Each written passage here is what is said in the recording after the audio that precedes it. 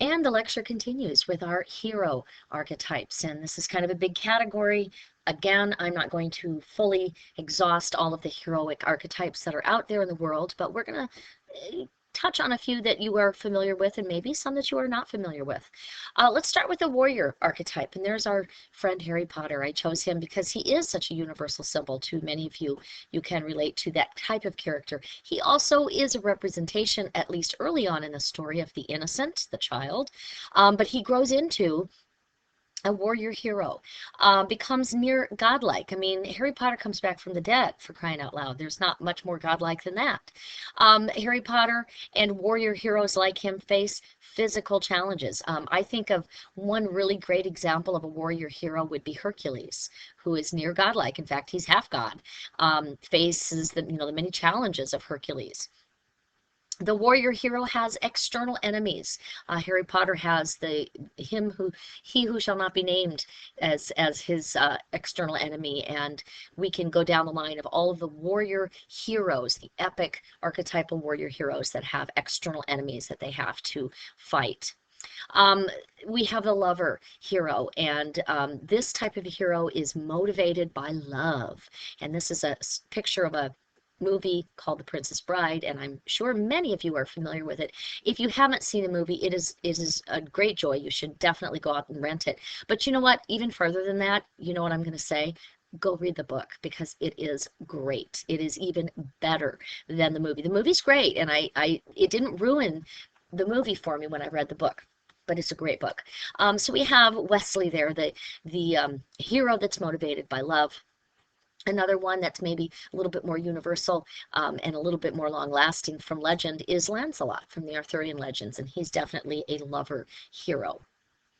We have the tragic hero, and you were all introduced to the tragic hero in 10th grade when you read about Oedipus. The tragic hero often will begin very well respected in a high, because the thing about a tragic hero is it's tragic on many counts, but especially because the tragic hero has so far to fall.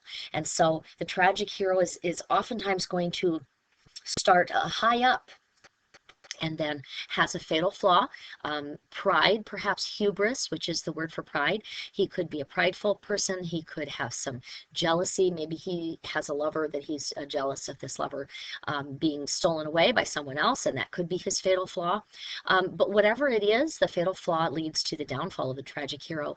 And here's a really important part of the tragic hero experience is the hero has to realize or come to a reckoning or an epiphany, a grand understanding of what he or she has done, and accept responsibility, and just that aha moment, oh my gosh, I can't believe I did that. That's what's brought me down this far. And that plays a key role in a tragic hero's story. And you certainly can think of Oedipus. I mean, he has the moment when he realizes that he's married his mother and that he's killed his father, and he's fathered 4 children with his mother. So he is both father and brother, and to the same people. And he realizes how far he has come, or how far he has fallen, and he literally blinds himself, sticks pins in his eyes. It's not a whole lot more tragic than poor Oedipus. We have the proto-feminist. We have the female hero, and she can come in many forms. This is Jane Eyre, a picture of Jane Eyre, and for you out there who haven't read Jane Eyre yet, I highly recommend it. It is a great read. Victorian England, a strong female character you don't see many of, and so definitely the female hero. We see that in Jane Austen's Pride and Prejudice as well. Elizabeth is a proto-feminist, a female hero. We have the romantic or the gothic hero. I've used here an example of Batman. He also can be a dark hero or an anti-hero, but I like to categorize him as the gothic or the romantic hero because he is the hero and or the lover that has a dark side. And Batman certainly has a dark side. This type of hero is incredibly independent, also falls under the category of that loner, that isolated hero or isolated character archetype, falls into the shadow sometimes, that overreaching shadow archetype, rejects society's norms, chooses to live sort of outside of society. And we often find with the romantic or the gothic hero that this person is awfully quite intelligent.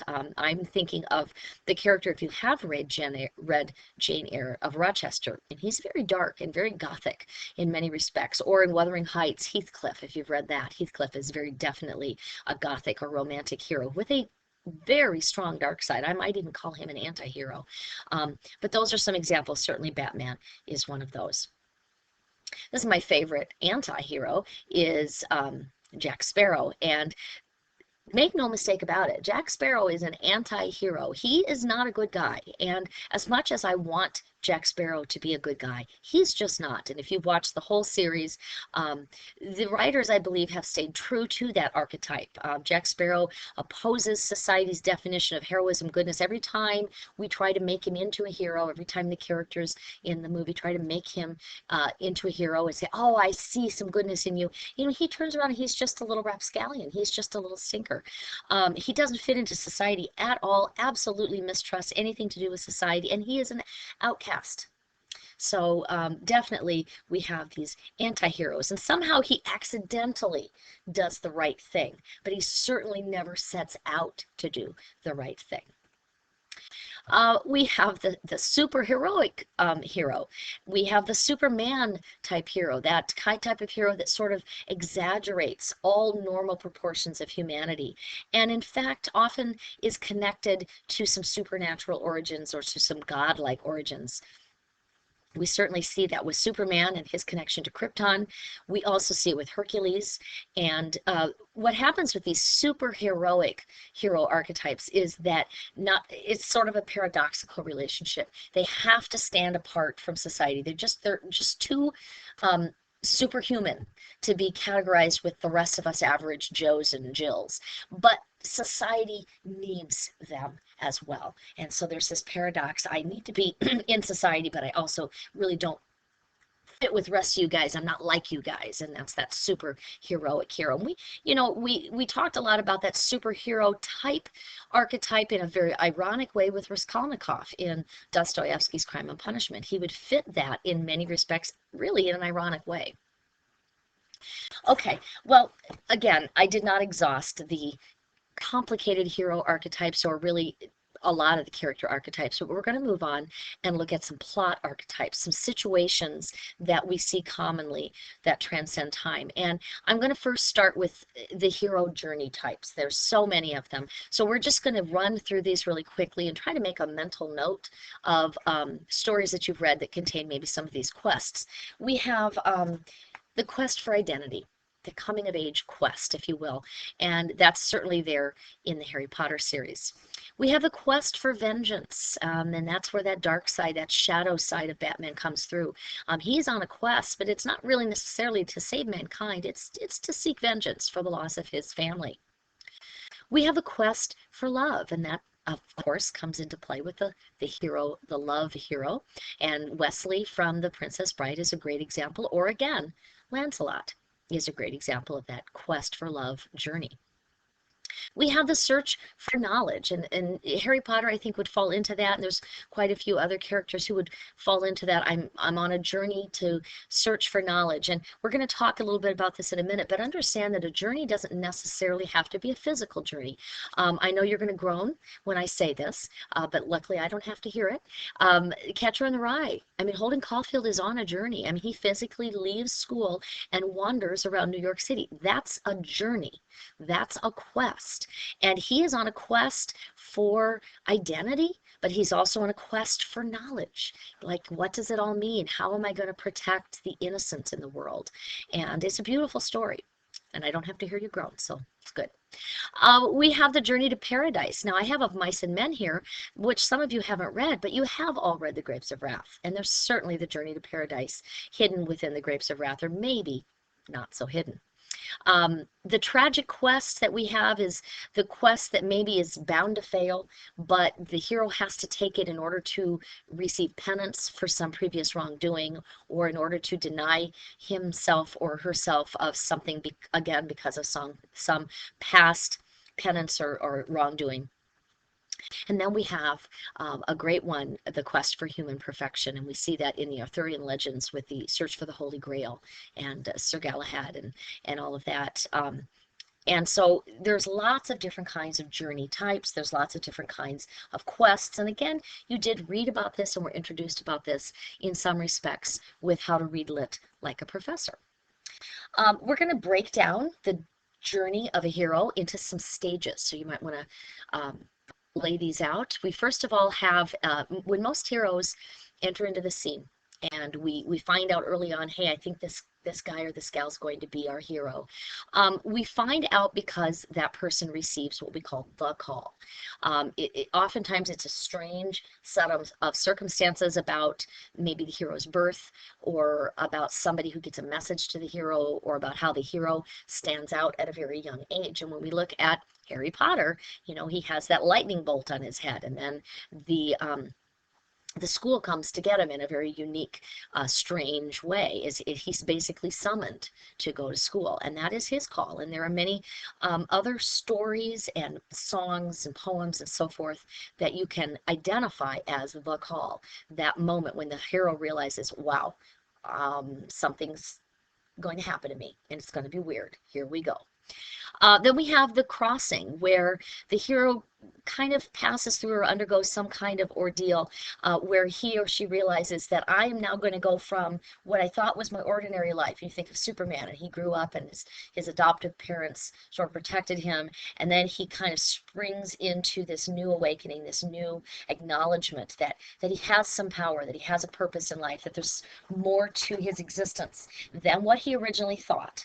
And Harry Potter, as I said, has that as well. Sometimes there can be spiritual powers, mental powers, and this is where the mentor will come in. Oftentimes we will find that there will be a helper or a mentor there, and sometimes even, as in the case with Harry Potter, are those friends, those standby friends, and that are going to help as well. And that is another archetype, is the buddy. Continuing on, the next stage in a hero's journey is going to be the collection, sometimes a many, of tests and challenges that the hero must face. And I often think of Hercules and the battles that he has to face, and Harry Potter as well. The battles can be against nature, can be against monsters, can be against warriors, but every time that the hero transcends and makes it through the next test, he grows and advances and goes further towards his ultimate goal. And again, friends come into play, helpers come into play, the mentors come into play as well. The climax is the moment in the journey for the hero where it's basically kind of that final battle. And you can think about the battle that Harry Potter ultimately finally faces at the very end of the series, with the he who shall not be named, shall we say, and when he comes up against his greatest foe, or his arch nemesis, if you will. Then after that climax, is very much follows a plot structure, if you're paying attention. Then the next element is the flight.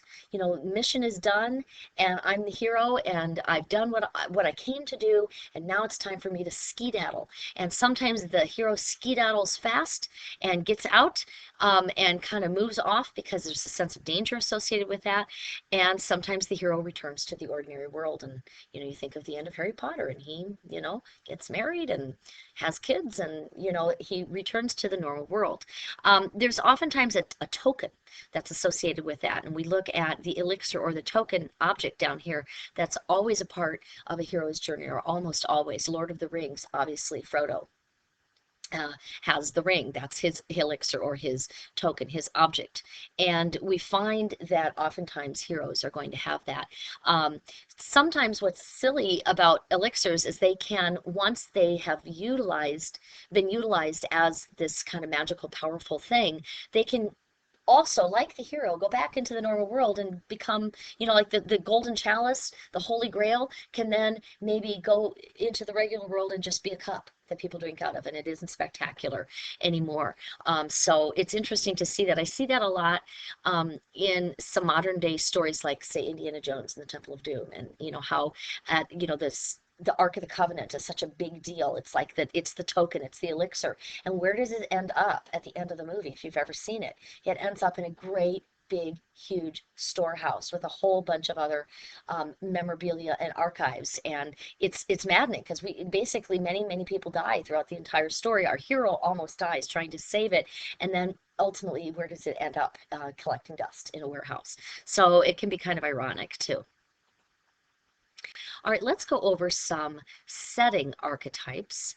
And actually, I'm going to hold off. This is going to be the setting archetypes will be the beginning of part 3 of our lecture. So hold tight, and we'll get there in just a moment.